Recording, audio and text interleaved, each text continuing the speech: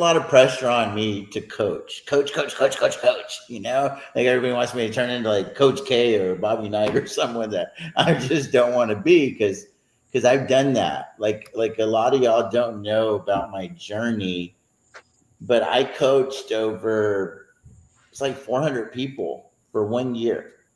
They gave me $500 and I was their bitch for a whole year. The agreement was they gave me $500 and they had access to me. 24/7 access was the handshake agreement that I gave them. And they could bother me day or night. And it was all things wheel strategy, swing trading, selling puts, calls, rolling, the whole enchilada. And I was like, oh shit, I don't want to do that again because it was a very hard year. But it also bankrolled, it helped to bankroll where I'm at today. So I'm very thankful for doing that. But then I had a conversation with my best friend, Chris, at the time. And I say best friend at the time because my wife's my best friend now. But because I don't want to be known as the guy who made a bunch of money teaching people how to sell puts and calls. I want to be the guy that's known for making a lot of money selling puts and calls.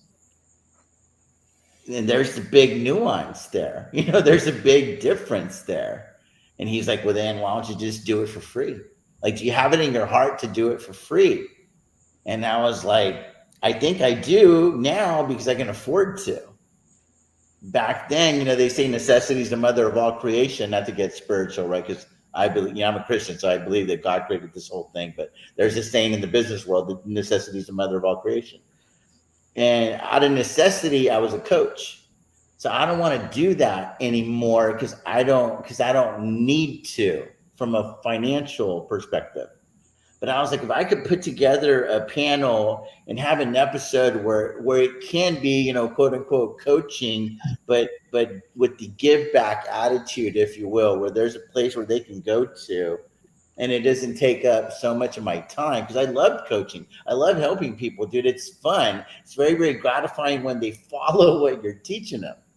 But it's also very frustrating when you tell them to zig and then they're going to go zag and they blow up your account and they definitely want to blame you.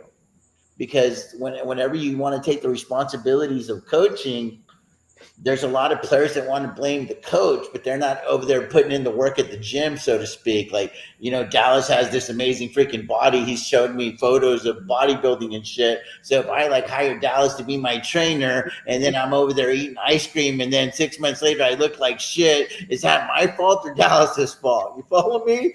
It's like, am I going to ruin Dallas's reputation as a personal trainer because I'm not following his program? So that's the reason that I didn't want to do coaching on YouTube, because I felt like if I took on a bunch of students and they're going to go out and blow up their account because they don't have the same temperament as I do, it's going to put a big black eye on me, if that makes sense.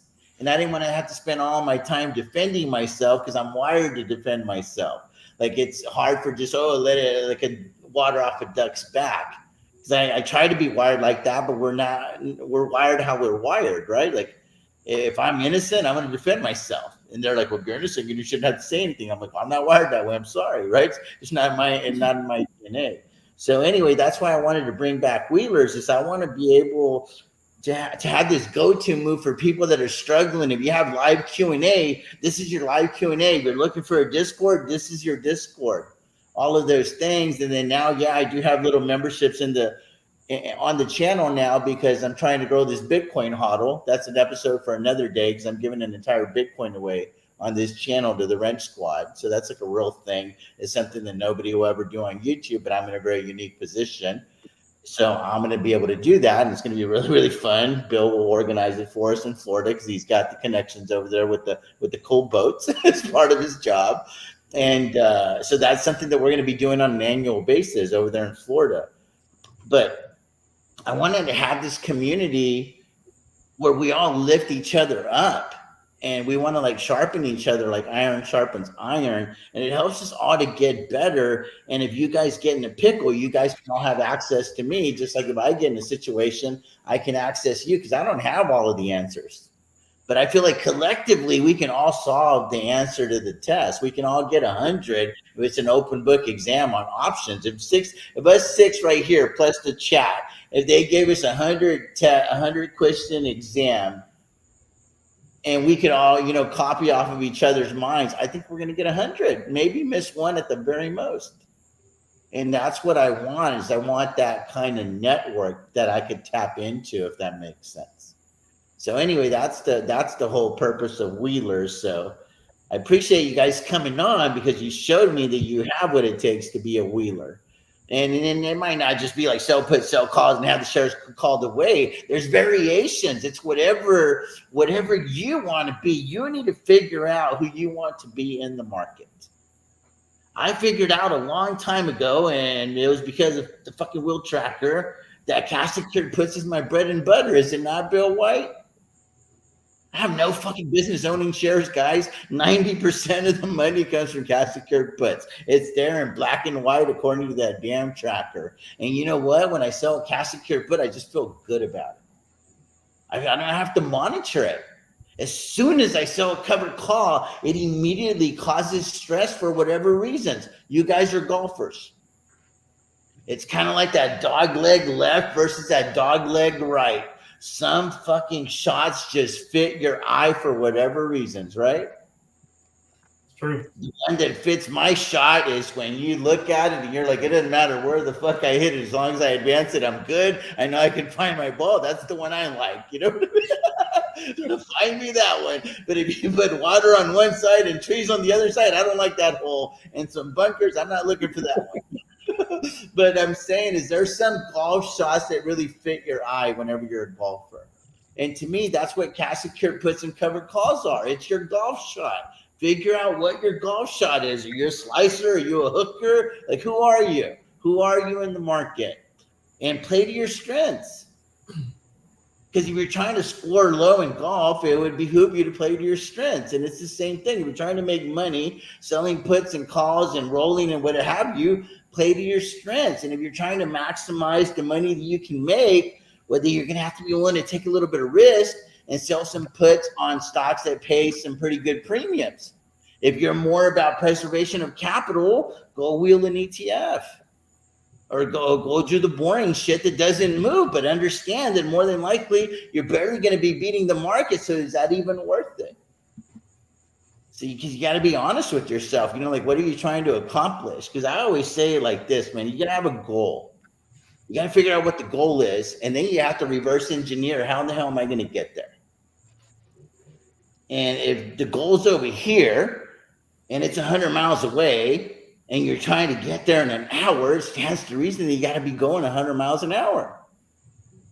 But if you're going at 2 miles an hour and you're pissed off because you're never getting there, you got to pick up the pace, right? Just think about it logically, guys. Just think about it logically. Anyways, man, got to rock and roll. I appreciate each and every one of you guys. I want to do this just 2 times a month. And this is kind of like I'm taking a page from the Joe Rogan Experience, because I watched the podcast. And he's like, I did this podcast for 6 years before it caught on. And we went on like 3 hours sometimes. And I didn't give a shit. And now Joe Rogan's where he's at. Like, he was like, time wasn't an issue. I was just going to go put out the content, and people were either going to watch or they weren't going to watch. And then I'll have little Alex do his little thing and clip this thing and probably make 5 or 10 videos out of this to make it work for the algorithm.